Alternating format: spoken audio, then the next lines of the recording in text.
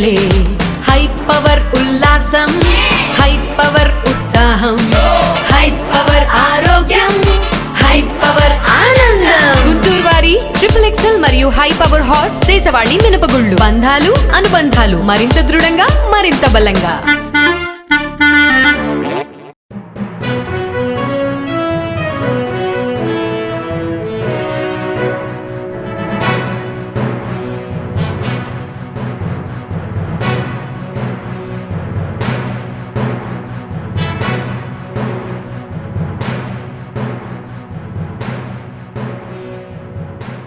నమస్కారం NXT news కి స్వాగతం. ఈనాటి వార్తా విశేషాలు. ఏపీలో మాజీ సీఎం జగన్ 5 ఏళ్ల పాలనలో ఇరిగేషన్ శాఖను పూర్తిగా విధ్వంసం చేసి రైతులను గాలికి వదిలేశారని మంత్రి నిమ్మల రామానాయుడు ఆవేదన వ్యక్తం చేశారు. పశ్చిమ గోదావరి జిల్లా పాలకొల్లు మండలంలో మొగల్తులూరు మురుగు డ్రైన్ మట్టి తొలగింపు ప్రక్షాళన పనులను మంత్రి నిమ్మల పరిశీలించారు. జగన్ నిర్లక్ష్యం చేసిన డ్రైన్ల పూడికతీత పనులు, గేట్లు, షట్టర్లు, లాకులు, రోప్ వంటి అత్యవసర పనులను సరిచేస్తున్నట్లు మంత్రి వివరించారు. 5 సంవత్సరాల ఎన్నిసార్లు మేము అధికారులకు కానీ ఆ రోజునట్టు వైఎస్ఆర్సీపీ పార్టీకి మొత్తుకున్నా కూడా మరి ఒక్క రూపాయి పని చేయలేదు. ఒక తట్ట మట్టి కూడా ఎక్కడ కూడా డ్రైన్లో డీసిల్టింగ్ చేసినటువంటి పరిస్థితి లేదు. మళ్ళీ ఈరోజు మనం అధికారంలోకి వచ్చాక ఒక్కొక్క పనులు చక్కబెడతాం. ఈ డ్రైన్ని ఈరోజు మనం క్లియర్ చేస్తున్నటువంటి పరిస్థితి అనే విషయాన్ని కూడా మరి ఈ సందర్భంగా మీ ద్వారా అందరికీ కూడా తెలియజేసుకుంటూ మరి లస్కర్లు కూడా గత ప్రభుత్వంలో 10 నెలల నుంచి 12 నెలలు బకాయిలు ఒక్కొక్కరికి కూడా మళ్ళీ ఈ నిధుల్లో మళ్ళీ వాళ్ళకు కూడా 50 లక్షల రూపాయలు మళ్ళీ మరి ఎవరైతే లస్కర్లు పనిచేస్తున్నారో వాళ్ళకు కూడా ఆ బకాయిలు కూడా క్లియర్ చేయమని చెప్పేసి ఇరిగేషన్ శాఖ కూడా చేస్తున్నటువంటి పరిస్థితి. మస్తాన్ సాయి కేసు వ్యవహారంలో గవర్నర్ జస్టిస్ అబ్దుల్ నజీర్ కు లావణ్య న్యాయవాది లేఖ రాశారు. గుంటూరు మస్తాన్ దర్గా ధర్మకర్తగా వ్యవహరిస్తున్న మస్తాన్ సాయి కుటుంబాన్ని తొలగించారని ఈ లేఖలో కోరారు. మస్తాన్ సాయి నేరాల వల్ల దర్గా పవిత్రతకు భంగం వాటిల్లుతోందని అందులో పేర్కొన్నారు. సిఎస్, గుంటూరు కలెక్టర్, మైనార్టీ సంక్షేమ కార్యదర్శికి కూడా లేఖలు రాశారు. పల్నాడు జిల్లాలో రోడ్డు ప్రమాదం జరిగింది. రాజుపల్లి మండలం నెమలిపూరి వద్ద కారును లారీ ఢీకొట్టింది. ఈ ప్రమాదంలో 3 మృతి చెందారు. మృతులను ప్రకాశం జిల్లాకు చెందిన తల్లి కుమారులు షేక్ నజీమా, నూరుల్లా, హబీబుల్లాగా గుర్తించారు. వీరు హైదరాబాద్ నుంచి కారులో స్వగ్రామానికి వెళ్తుండగా ప్రమాదం చోటు చేసుకుంది. లారీ డ్రైవర్ నిర్లక్ష్యం వల్లే ప్రమాదం జరిగినట్లు పోలీసులు ప్రాథమికంగా నిర్ధారించారు. ఈ ఘటనపై కేసు నమోదు చేసి విచారణ చేపట్టారు.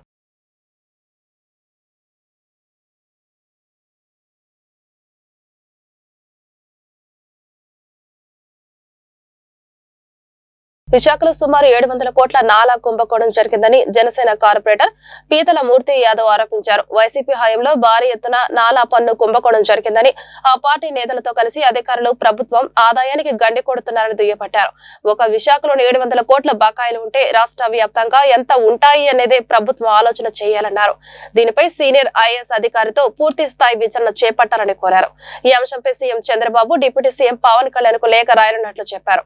అసెంబ్లీ సాక్షిగా నాలా చట్టాన్ని అమెండ్ చేసి ఉన్నప్పటికీ కూడా గత వైసీపీ ప్రభుత్వంలో సాక్షాత్తు విజిలెన్స్ అండ్ ఎన్ఫోర్స్మెంట్ అధికారులు ఎవరైతే నాలా పన్ను ఎగవేతదారుల యొక్క జాబితాని రిలీజ్ చేసి వాళ్ళు నోటీసులు ఇవ్వమని చెప్పి ఏదైతే ఆ యొక్క యజమానులకి నాలా పన్ను ఎగవేతదారులకి నోటీసులు జారీ చేశారో, ఎందుకు వైసీపీ ప్రభుత్వ హయాంలో నాలా పన్నుని వసూలు చేయలేదు? ఈ నాలా పన్ను వసూలు చేయకుండా నోటీసులు ఇచ్చి కోట్ల రూపాయలు వీళ్ళు ఆ యొక్క పన్ను ఎగవేతదారుల దగ్గర ఇచ్చి వైసీపీ నేతలు కొట్టేశారనేటువంటి అభియోగాలు ఉన్నాయి. ఆంధ్రప్రదేశ్ ఉప ముఖ్యమంత్రి పవన్ కళ్యాణ్ ప్రముఖ నటుడు రాజేంద్ర ప్రసాద్ కలిశారు. మంగళగిరిలోని క్యాంపు కార్యాలయంలో ఆదివారం మధ్యాహ్నం మర్యాద పూర్వకంగా పవన్ తో భేటీ అయ్యారు. ఈ సందర్భంగా వారు పలు విషయాలు చర్చించుకున్నారు. మధుర జ్ఞాపకాలను నెమరవేసుకున్నారు. అనంతరం పవన్ కళ్యాణ్ ఆయన సన్మానించారు. రాజేంద్ర ప్రసాద్ ను పవన్ ఆత్మీయ ఆలింగనం చేసుకున్నారు. దీనికి సంబంధించిన ఫోటోలు ప్రస్తుతం నెట్టింట వైరల్ అయ్యాయి.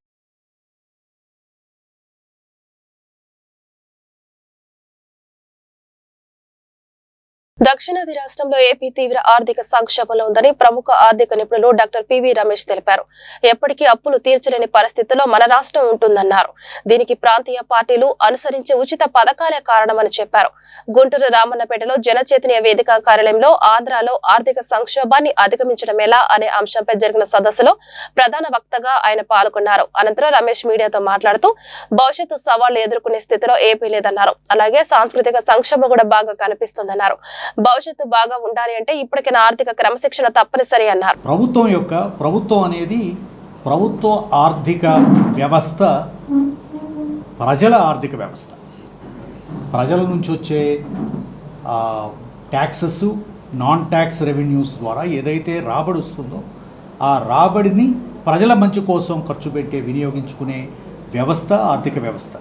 కాబట్టి ఈ కొత్తగా పోయిన నెలలో నీతి ఆయోగ్ వాళ్ళు ఫిస్కల్ హెల్త్ ఇండెక్స్ అనే ఒక రిపోర్ట్ని పబ్లిష్ చేశారు. దాంట్లో 18 ముఖ్యమైనటువంటి పెద్ద రాష్ట్రాలు, దాంట్లో గోవా యూనియన్ టెరిటరీ కలిపి ఒక ర్యాంకింగ్ ఇచ్చారు. అది దాంట్లో ముఖ్యంగా 5 అంశాల గురించి. ఒకటి ఏమిటంటే రాబడి ఏ విధంగా జరిగింది. ఇది 2014, 2023 అంటే ఒక 8 సంవత్సరాల్లో ఏమేమి మార్పులు వచ్చాయి ఆర్థిక వ్యవస్థలో, రాష్ట్రాలు ఏ విధంగా యొక్క ఆర్థిక వ్యవస్థని వారు పరిపాలించారు అనే అంశాల మీద ముఖ్యంగా ఒకటి ఆర్థిక రాబడి, రెండవది ఏమిటంటే ఎటువంటి ఖర్చు పెట్టారు, ఏమి ఉపయోగకరమైనటువంటి భవిష్యత్తుకి నిర్మించేటువంటి ఖర్చులు ఏం చేశారు, మూడవది దీనికి ఈ యొక్క ఫిస్కల్ ప్రొపరైటీ అంటే ఆర్థిక వ్యవస్థని సక్రమంగా ఒక చట్ట ప్రకారం ఒక వ్యవస్థ ప్రకారం ఏ విధంగా మేనేజ్ చేస్తుంది రాష్ట్రం, నాలుగవది అప్పులు ఏం చేశారు, ఎటువంటి అప్పులు చేశారు, ఐదవది ఏమిటంటే ఈ ఫిస్కల్ సస్టైనబిలిటీ అంటే భవిష్యత్తులో ఈ డెట్ సస్టైనబిలిటీ, ఈ డబ్బుని అప్పు తీర్చగలరా లేరా, అది మనం వ్యక్తిగతంగా ఒక కుటుంబ వ్యవస్థ కావచ్చు, ఒక రాష్ట్ర వ్యవస్థ కావచ్చు. దాంట్లో మనం 18 రాష్ట్రాల్లో 17వ స్థానంలోకి వచ్చాం. ఇది 2014లో మనం 13వ స్థానంలో ఉన్నట్లయితే ఒక 4 స్థానాలు కిందకి దిగాం. అలాగే ఒక 100 మార్కులు ఇచ్చినట్లయితే మనకి 20 మార్కులు వచ్చాయి. 20 మార్కులు. మనకంటే వెనకున్నది ఒక పంజాబ్ రాష్ట్రం మాత్రమే. మనమేమో 17వ స్థానంలో ఉన్నాం. తర్వాత అన్నిటికంటే ఆందోళన కలిగించే విషయం ఏమిటంటే డెట్ సస్టైనబిలిటీలో, అంటే మనకున్న అప్పుల్ని మనం తీర్చగలిగే పరిస్థితిలో ఉన్నామా అంటే దానికి 0 మార్కులు వచ్చాయి.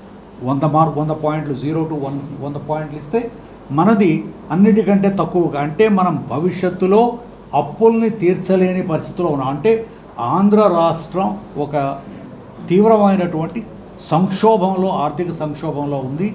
దీని గురించి ప్రభుత్వం వెంటనే చర్యలు తీసుకోవాల్సిన అవసరం ఉంది. అది దీనికంటే ముఖ్యంగా నేను సమాజంలో ప్రజలకు విజ్ఞప్తి చేయగలిగింది ఏమిటంటే ఇది ఒక ఆర్థిక సంక్షోభం అనేది ఇది ఒక ప్రభుత్వానికి సంబంధించిందే కాదు, ఇది ప్రజలకు సంబంధించింది. ఆర్థిక సంక్షోభం అధిగమించడం ఎలా అనే అంశంపై ప్రముఖ ఆర్థిక నిపుణులు, ఆంధ్రప్రదేశ్లో స్పెషల్ చీఫ్ సెక్రటరీగా పనిచేసిన డాక్టర్ పివి రమేష్ గారితో ఈ సమావేశం జరిగింది. వారు అనేక విషయాలు సభ్యులకి వివరించారు. ప్రధానంగా ఆంధ్రప్రదేశ్లో అప్పుల ఊబిలో కొనసాగుతున్న పరిస్థితిని గమనిస్తున్నాం. అప్పు తీర్చడానికి అప్పు చేయాల్సిన పరిస్థితికి వచ్చేస్తున్నాం. ఈ పరిస్థితుల్లో ఉన్న నీటిపారుదల ప్రాజెక్టులని పూర్తి చేయకుండా గోదావరి బనకచెర్ల అనే పేరుతో మరో 80,000 కోట్ల రూపాయలు అప్పు చేసి ఒక నూతన ప్రాజెక్టును తీసుకురావాలనుకోవటం మంచిది కాదని జనచైతన్యం వేదిక భావిస్తూ ఉంది. ఆంధ్రప్రదేశ్లో దాదాపు 31 నీటిపారుదల ప్రాజెక్టులు ఈరోజు కొనసాగుతూ ఉన్నాయి. వాటి వెంటనే పూర్తి చేస్తే, వాటికి కావాల్సిన నిధులు, వనరులు సమకూరిస్తే లక్షలాది ఎకరాల్లో వ్యవసాయం చేయడానికి అవకాశం ఉంది. సంపద ఉత్పన్నం అవుతుంది. చంద్రబాబు నాయుడు గారు చెప్పినట్టుగా సంపదను సృష్టించే అవకాశం మన ముందు ఉంది. మరొక వైపున రాష్ట్ర ముఖ్యమంత్రి గారు పదే చెప్తూ ఉన్నారు, ఎక్కువ మంది బిడ్డలను కనండి, బిడ్డల కంటేనే అదే మనకి సంపద, మీకు పొలాలు అవసరం లేదు, మీకు డబ్బులు అవసరం లేదు, బిడ్డలే మీకు ఆస్తి అని చెప్పని చెప్తా ఉన్నారు. కానీ భారతదేశం యొక్క పరిస్థితి గమనిస్తే ప్రతి సంవత్సరం 1,40,00,000 మంది అదనంగా కలుస్తూ ఉన్నారు ఈ సమాజానికి. ప్రపంచంలో అత్యధిక జనాభా ఉన్న దేశంగా మారింది. 147 కోట్లకి చేరాం. ఉన్న వాళ్ళకి కనీస విద్య, కనీస వైద్యం, కనీస పౌష్టికాహారం ఇవ్వలేని స్థితిలో ఉన్నాం, ఉపాధి కల్పించలేని స్థితిలో ఉన్నాం. ఆంధ్రప్రదేశ్ అయితే భారతదేశంలో ఉన్న 35 రాష్ట్రాలు కేంద్రపాలిత ప్రాంతాల్లో మనం 32వ స్థానంలో ఉన్నాం. నెల్లూరు నగరాన్ని క్లీన్ సిటీగా మారుస్తామని మంత్రి నారాయణ తెలిపారు. నెల్లూరు నగర అభివృద్ధిపై మంత్రి నారాయణ కీలక నిర్ణయాలు తీసుకున్నారు. ఆదివారం నెల్లూరులో మంత్రి నారాయణ పర్యటించారు. నెల్లూరు నగరంలోని 5వ డివిజన్ ఎస్వీఆర్ పార్కు, 14వ డివిజన్ మాగుంట సుబ్బరామరెడ్డి ఉద్యానవనంలో జిమ్ ఎక్విప్మెంట్ ను నారాయణ ప్రారంభించారు. ఈ సందర్భంగా మీడియాతో మంత్రి నారాయణ మాట్లాడారు. ప్రజలకు ఆహ్లాదం పంచేలా పార్కులను అభివృద్ధి చేస్తామన్నారు. క్రీడారంగ అభివృద్ధికి కూటమి ప్రభుత్వం కట్టుబడి ఉందన్నారు. డ్రింకింగ్ వాటర్ ఫర్ సంఘం, అదేవిధంగా అండర్ గ్రౌండ్ డ్రైనేజ్, ఈ రెండు కంప్లీట్ కావాలా. 165 కోట్లు హడ్కోలోని బ్యాలెన్స్ మిగిలింది. ఈ 5 సంవత్సరాల్లో గత ప్రభుత్వం తీసుకురాలా, వదిలేశారు మా మీద కోపంతో. దాన్ని మన ముఖ్యమంత్రి గారితో చెప్పి మళ్ళీ బడ్జెట్లో పెట్టించాం. రేపు ఏప్రిల్ 1 తర్వాత అమౌంట్ వస్తుంది. రాగానే ఆ 2 వర్క్స్ కూడా వేగవంతం చేసి ఒక 1 ఇయర్లో under ground drainage, drinking water కూడా కంప్లీట్ చేస్తామని తెలియజేస్తాను. ఈరోజు రాష్ట్రంలో ఉన్న అతి సమస్య ఏంటంటే, ముఖ్యమైన సమస్య చెత్త. అదే మేజర్ సమస్య. రాష్ట్రం ఆర్థికంగా బలపడాలన్నా, ఒక ఇండివిజువల్ వ్యక్తులు బలపడాలన్నా ఆరోగ్యం బాగుండాలి. అందుకనే ముఖ్యమంత్రి గారు ఎప్పుడు కూడా ఆరోగ్యానికి ఫస్ట్ ప్రయారిటీ అండి, ఆరోగ్యమే మహాభాగ్యం అనే దృష్టితో ఈరోజు ఈ యొక్క చెత్తను తొలగించేదానికి అనేక మెథడ్స్ ఉన్నాయి, అనేక రకరకాలు ఉన్నాయి. వేస్ట్ ఎనర్జీ ప్లాంట్స్ పెడితే ఎక్కడా దెబ్బలు గిబ్బలు ఏమున్న ఉద్దేశంతో ఆ రోజు ముఖ్యమంత్రి గారికి చెప్పడం, ముఖ్యమంత్రి గారు 13 జిల్లాలు, కంబైన్డ్ జిల్లాలు 10 పెట్టమని ఆదేశించారు. మేడ్చల్లో పట్టపగలే దారుణం జరిగింది. అందరూ చూస్తుండగానే నడి రోడ్డుపై ఓ వ్యక్తిని దారుణంగా కత్తులతో పొడిచి చంపిన ఘటన కలకలం రేపింది. ఉమేష్ అనే యువకుడిని ఆదివారం సాయంత్రం గుర్తు తెలియని ఇద్దరు కత్తులతో పొడిచి దారుణంగా హతమార్చారు. ఈ ఘటనలో తీవ్రంగా గాయపడిన ఉమేష్ అక్కడికక్కడే మృతి చెందాడు.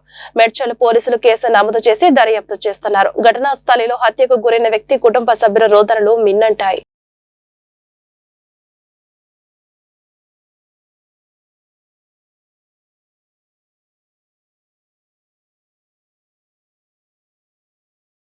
మాజీ ఉపరాష్ట్రపతి వెంకయ్య నాయుడు మనవడు విష్ణు సాత్విక వివాహ రిసెప్షన్ ఘనంగా జరిగింది. శ్రీ పొట్టి శ్రీరాములు నెల్లూరు జిల్లా వెంకటాచల సమీపంలోని స్వర్ణ భారత ట్రస్ట్ నిర్వహించిన ఈ కార్యక్రమానికి పలువురు ప్రముఖులు హాజరయ్యారు. హర్యానా గవర్నర్ బండారు దత్తాత్రేయ, ఏపీ మంత్రులు నారా లోకేష్, నారాయణ, ఆనం రామనారాయణ రెడ్డి, మాజీ మంత్రులు సోమిరెడ్డి చంద్రమోహన్ రెడ్డి, కామినేని శ్రీనివాస్ తదితరులు హాజరై నూతన వధూవరులను ఆశీర్వదించి శుభాకాంక్షలు తెలిపారు.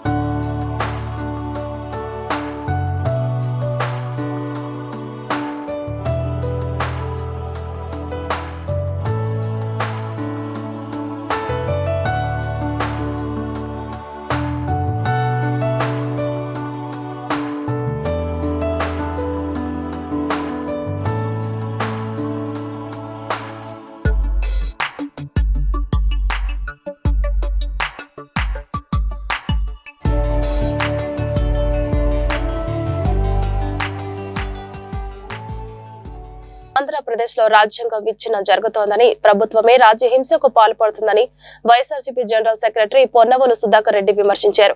ఈ మేరకు హైదరాబాద్ సోమాజిగూడ ప్రెస్ క్లబ్ లో పొన్నవోలు శనివారం మీడియాతో మాట్లాడారు. ఆంధ్రప్రదేశ్ ను రావణ కాష్టంలో ప్రభుత్వం మారుస్తోంది. వైఎస్ఆర్సీపీ సానుభూతి పరుల ఆస్తులను ధ్వంసం, ప్రజలపై దాడులు చేస్తే నో పోలీస్ అన్నట్లుగా ఉంది. మార్చర్లలో దాడులు చేస్తే ఊళ్లు ఖాళీ చేసిపోతున్నారు, వాళ్ళ ఆస్తులు స్వాధీనం చేసుకుంటున్నారు. పోలీసులే మేమేం చేయలేమంటున్నారు. మీడియా ముసుగులో మాఫియాల్లా తయారవుతున్నారు. ఏపీలో 7 నెలలుగా ప్రాథమిక హక్కులు ఎక్కడ పోయాయి? Andhra Pradesh law and order break down కాదు, ప్రభుత్వమే దాడులు చేస్తుంది. Sharada chits and scams west బెంగాల్లో జరిగింది, మీకు అందరికీ తెచ్చినటువంటి పరిస్థితి. అది చాలా చాలా చిన్న అమౌంట్. చట్టం తన పని తను చేసుకోబోయి శారదా స్కామ్లో అందరు జైలుకి పోయినారా లేదా? దానికి పదంతలో జరిగినటువంటి ఈ మార్గదర్శి ఫైనాన్షియల్ స్కామ్, ఇది తప్పు, ఇది అక్రమం అని చెప్పే ధైర్యం ఎంతమందికి ఉంది రాష్ట్రంలో? చెప్తే ముప్పేట దాడి. ఒకటి, అధికార పక్షం నుంచి దాడి, ప్రభుత్వం నుంచి దాడి. రెండు, మీ మాఫియా మీడియా నుంచి దాడి. 2006 నాటికి 2610 కోట్లు, 2.75 లక్షల మంది డిపాజిటర్స్. సెక్షన్ 45S, ఇది క్లారిటీ కావాల్సి వస్తుంది. ఇది HUF ఫ్యామిలీ, హిందూ అవిభక్త కుటుంబం. ఈ ఆర్గనైజేషన్ HUF, ఎక్సెప్ట్ బ్యాంక్స్, బ్యాంకులకు మాత్రమే డిపాజిట్లు సేకరించే హక్కు, అధికారం ఉన్నది. ఇది 1984లోనే రిజర్వ్ బ్యాంక్ తెచ్చిన చట్టం. మళ్ళా 2007లో మరలా చెప్పింది 45S పెట్టి ఒక బ్యాంక్స్కి మాత్రమే డిపాజిట్లు సేకరించేదవచ్చు, తర్వాత ఇంకెవ్వరూ సేకరించడానికి లేదు అని. అట్లా సేకరిస్తే 45S కింద వారు శిక్షార్హులు, తప్పు 53 and 58 ప్రకారం వాళ్ళు శిక్షార్హులు అని రిజర్వ్ బ్యాంక్ చట్టం. ఒక్కరైనా ఏ వ్యవస్థ అయినా 1000 కోట్లు చట్ట వ్యతిరేకంగా డిపాజిట్లు సేకరిస్తే అడిగే నాదుడు ఉండాడా? శారదా స్కామ్, మీకు చిట్ ఫండ్స్, అది కూడా శారదా చిట్ ఫండ్స్ మీకు ఐడియా ఉంటుందో లేదు, ఫైనాన్షియల్స్, వారు కూడా చాలా తక్కువ అమౌంట్ సేకరిస్తే చట్టం తన చాలా కఠినంగా వ్యవహరించింది. Sahara scam, Subrata Roy is also very big man, వారు కూడా వారు తప్పుకు శిక్షలు పోయించారు. కానీ ఏకైక వ్యక్తి దేశంలో. ఈ వార్తలు ఇంతటితో సమాప్తం. నమస్కారం.